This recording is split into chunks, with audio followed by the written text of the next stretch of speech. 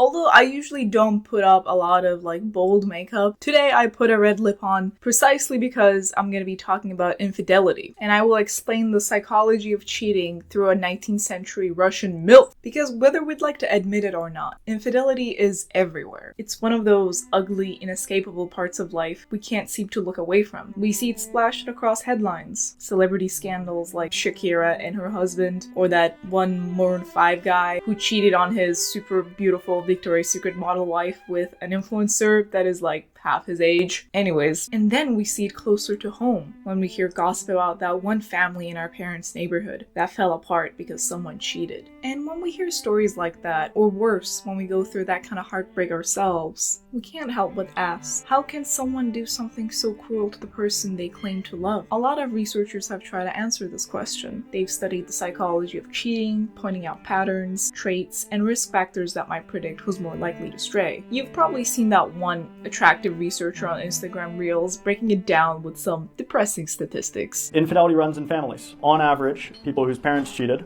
are more likely to cheat themselves. And there are twin studies that suggest this is partially heritable. But today I want to take a different approach. Instead of just looking at the signs, I want to look at infidelity through the lens of art. Specifically through Anna Karenina, Leo Tolstoy's Russian classic that I have a lot of opinions about. If you haven't read it, Anna Karenina tells the tragic story of Anna, a high society woman trapped in an unhappy marriage and suffocated by societal expectations. She falls into a passionate affair with Count Vronsky, and what begins as a love quickly spirals into scandal, jealousy, and despair, until she ultimately takes her own life by throwing herself in front of a train. Pretty much it's your usual MILF bored with her life, but Tolstoy contrasts Anna's tragic story with another story that goes in parallel.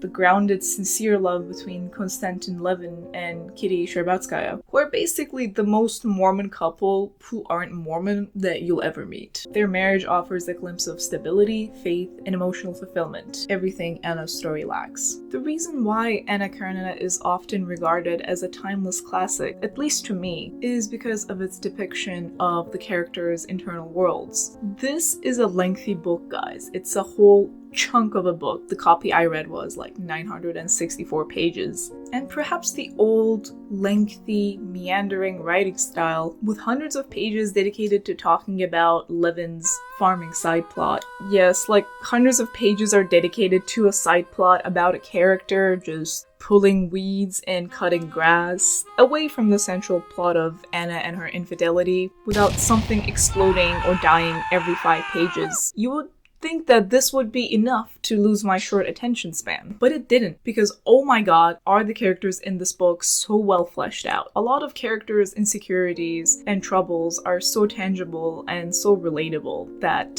you kind of go into a spiral thinking about how this random Russian aristocrat or peasant from the 1800s has the same worries, existential questions, or even relationship problems as you do. And it just goes to show how well the human condition is portrayed. Let's just look at the first line that opens this book. All happy families are alike. Each unhappy family is unhappy in its own way. But let's get to the main themes and the main question at the center of this novel. Why did Anna really cheat? Was she a selfish adulterer or a victim? And were her actions ever justifiable? So the book answers all of these questions, but never with a straight yes or no. In Tolstoy's point of view, Anna's actions are indeed selfish, and yet still understandable. She isn't portrayed as a cheating, soulless demon pursuing her own desires whenever she feels like it without any remorse. Actually, Anna sacrifices everything about her previous life, which by no means was unhappy, including seeing her child, to be with Vronsky, which in the end depressingly turns out to be for the worst. The interesting thing about Anna Karenina is that prior to her infidelity with Vronsky, she couldn't be described as unhappy but more so bored. She had a husband, Karenin, who treated her well, even though he was described to look like a cardboard box. So he is described to be not as conventionally attractive and maybe a little emotionally frigid. She still has an adequate, if not luxurious, income, and a son from this man that she adores. The reason why she decides to leave it all behind is that Vronsky opens up the possibility of more. He is rich, attractive, and a very eligible bachelor who made her feel much more explosive feelings. So the long, self-denying Anna receives an ego boost by seeing that this young man, who could have had his pick of society's nubile belles chose her, even when it came at the cost of abandoning his social privileges. Also, what I really like about how Tolstoy describes Anna is she isn't exactly described to be old, but she isn't really young in her early 20s either. So she's like late 30s to 40s, but she is, I guess in Russian aristocrat standards, not young, but still has that spark, still has that beauty that shines within her. Accurate way to describe a MILF. It is implied in the book that Anna never truly loved her husband Karenin, and that she was married to him at a very young age at 18, with an arrangement made by her aunt. So clearly it wasn't a relationship based on feelings. So while Karenin wasn't a bad husband, Vronsky essentially gave Anna something she never had, passion. But this vague term thrown around to describe an indescribable feeling, aka passion, really love. We essentially love a person for how they make us feel, not because of their social status, money, or other labels. And in accordance with this, Anna doesn't abandon her husband and child for Vronsky's money, status, or looks. She leaves them because Vronsky makes her feel special. He awakens and indulges a side of her she has long subjugated, and she sacrifices tremendously to be with him, only because she was chasing a feeling she hadn't previously felt. And this also seems to line up with the scientific literature of why people cheat, because they feel emotionally unfulfilled in their relationships and seek external validation, attention, or intimacy lacking in their current relationship. Ultimately, what we all seek are feelings of happiness, of contentment, of belonging, which despite all of human experience, we perceive as the intended baseline of life. But according to Tolstoy, the road to get there can get incredibly myopic and misguided, especially when one chooses to sacrifice things that already bring happiness for the prospect of more. Anna believes that romantic passion will set her free from her emotionally dull relationship with Karenin, and she thinks that a new relationship will bring sparks she never got to experience. But when she does go through with her affair, her actions have quite the opposite effect. She suffers from societal disdain, shame, and a constant anxiety about what people think of her. So while Vronsky's love feels transcended at first, when it becomes the sole meaning of Anna's life, it collapses under its own weight. But Tolstoy isn't criticizing Anna's selfishness per se, but rather her surrendering into her romantic passions, for the fickleness of emotions and sexual attraction. Once Vronsky's passion for Anna cools, there is not much holding them together. No shared values, no friendship, and no children. Tolstoy believes that you should resist adultery, not necessarily because it is impure, but because in spite of everything our hearts tell us, single-minded romantic adventures always end badly, in disappointment, in boredom, and in resentment. And in Anna's case,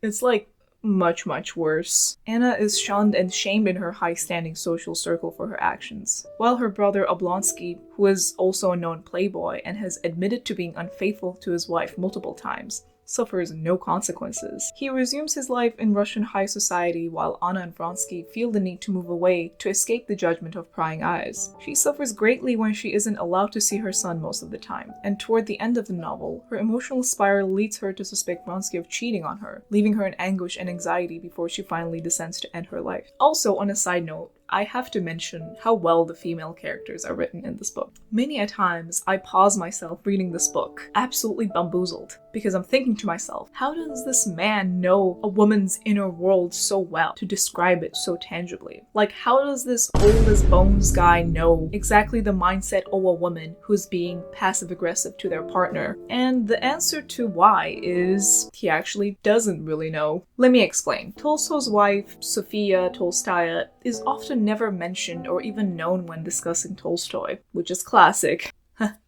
Get it? Because it's a classic novel.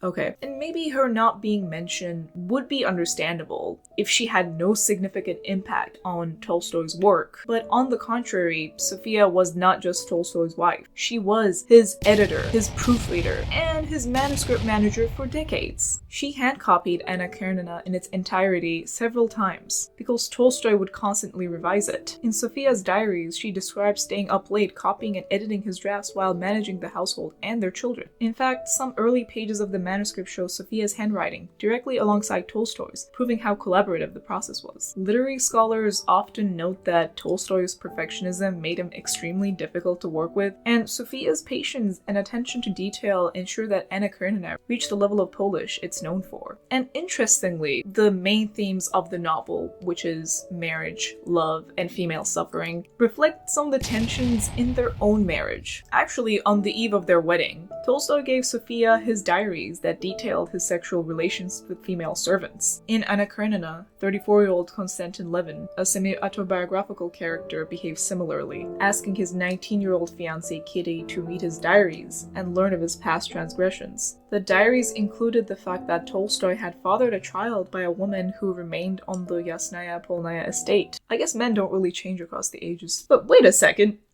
Guys, she was pregnant 16 times. Holy...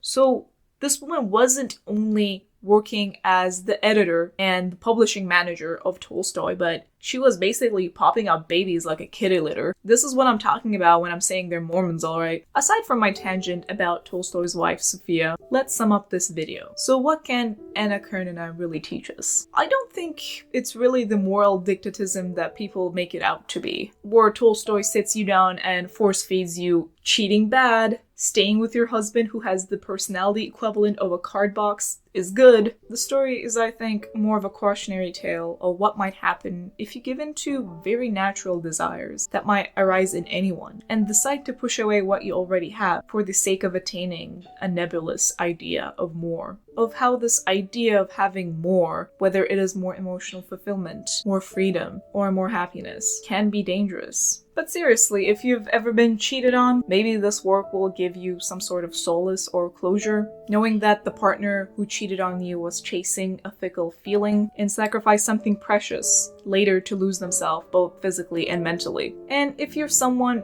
who cheated on their partner watching this, I'm hoping there aren't many of you, maybe you'll find some solace in knowing that what you did, while still wrong and unforgivable, is a human mistake that anyone is prone to. But all that is serious talk.